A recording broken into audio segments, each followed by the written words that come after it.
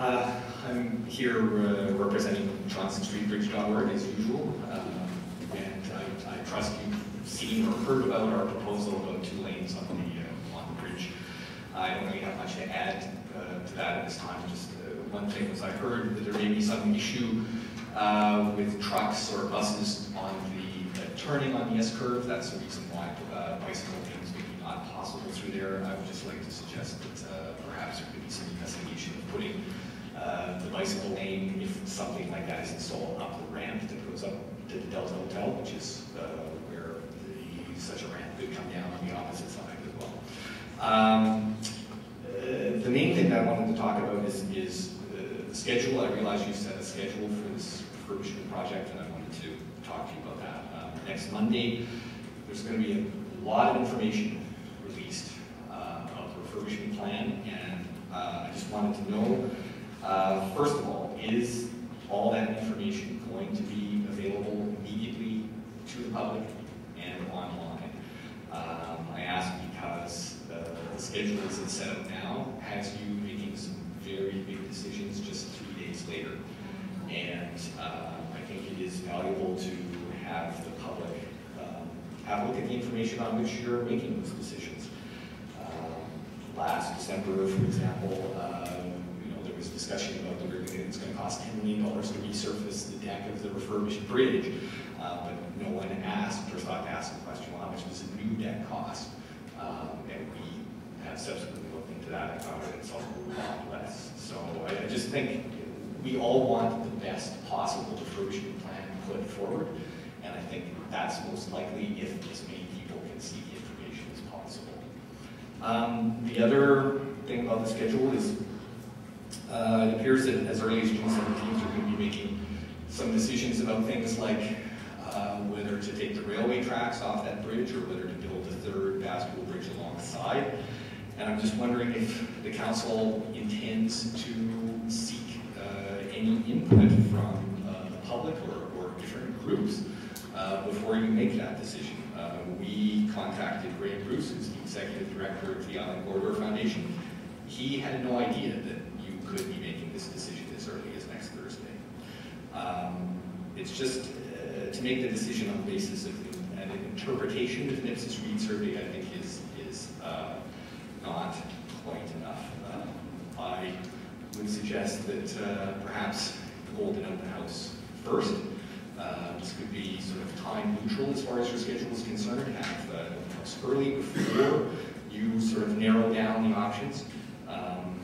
As we may have learned from last year, open houses are a bit like, or public hearings maybe are a bit like dentistry.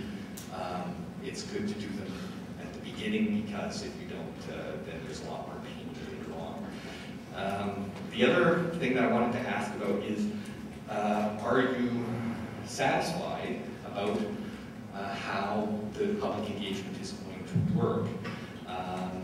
Because there have been questions, talk about we're going to have kiosks and t-shirts and things like that, but there have to be some questions asked, for example, about the materials that are prepared, who's going to prepare them, or who's going to look at them or vet them or whatever. Last year there were some issues with the JSP by the numbers. What role will staff and council have when they're presenting this information? Because if you're going out to the public with A or B, choose A or B, you don't want to have a situation where staff or whoever is presenting this information is also going, oh, and by the way, B is really terrible. If you want to get a fair assessment of what the public thinks, you have to put it out there equally.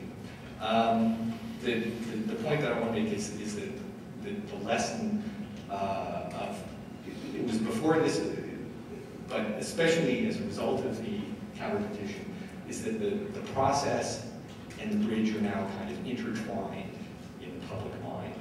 And people, when they go to vote in a referendum, are not just going to be voting for a bridge, they're also going to be voting on the process that got to the vote. And I just want you to give us as many reasons as possible to vote yes. Thank you. Thank you, Mr. Crockford.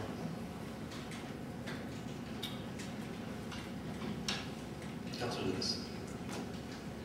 There's one issue that's come up, and I wonder if staff would be able to address it around the period of time that we have to consider the materials that will be presented next week before having to make a decision. The decision that's being made next week is not around replace or refurbish, it's around some of the options, and one of the considerations were there are so many variations that to effectively go out and try to get public opinion on many different options may be very difficult.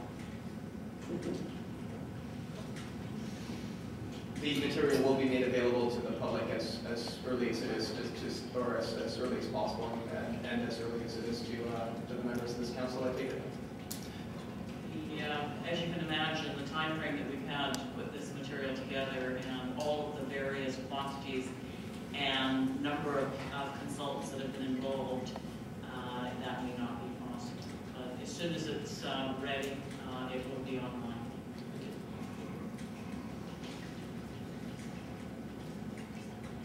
I guess I just want to comment too. Mr. Crockford, probably should leave it alone, but you continue to do it.